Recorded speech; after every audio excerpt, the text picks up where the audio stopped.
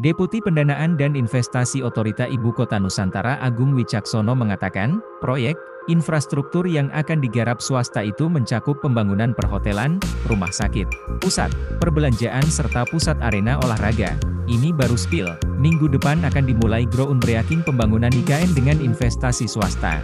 Bukan dari APBN yang selama ini sudah berjalan, ia menuturkan, ada 10 perusahaan dalam negeri yang tergabung dalam proyek perdana tersebut, kendati begitu, Agung enggan menyebutkan secara detail nama-nama investor maupun perusahaan yang terlibat dalam proyek itu. Agung meyakini, dengan masuknya investasi swasta maka semakin membuka peluang untuk investor lain tertarik mendanai proyek di IKN Nusantara.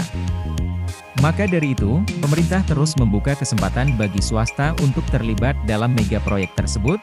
Ia menambahkan, hingga saat ini sudah ada 284 letter of intent, LOI, dari sekitar 21 negara yang masuk ke otorita IKN dengan menyatakan minatnya berinvestasi. Sebagian besar LOI yang masuk berasal dari investor dalam negeri dan negara tetangga, seperti Malaysia dan Singapura. Kendati begitu, investor dari Cina dan Jepang juga disebut cukup signifikan yang menyatakan minat untuk berinvestasi di IKN Nusantara. Sebagaimana diketahui, sebanyak 80% pembangunan di IKN mengandalkan investasi. Agung mengatakan, investasi yang paling dibutuhkan adalah sektor perumahan. Sementara saat ini sudah ada 10 perusahaan swasta yang siap membangun rumah susun, rusun, ASN dengan total bangunan sebanyak 200 tower.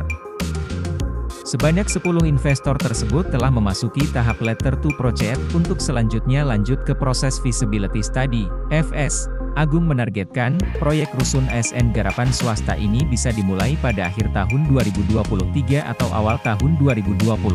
Sedangkan dari sisi pemerintah, Kementerian Pekerjaan Umum dan Perumahan Rakyat, PUPR, ditugaskan untuk membangun 47 tower rusun ASN, ditargetkan pada Juli 2024, sebanyak 12 tower rusun ASN sudah siap huni. Badan Otorita Ibu Kota Nusantara mengungkapkan, akan segera dilakukan pengerjaan proyek infrastruktur.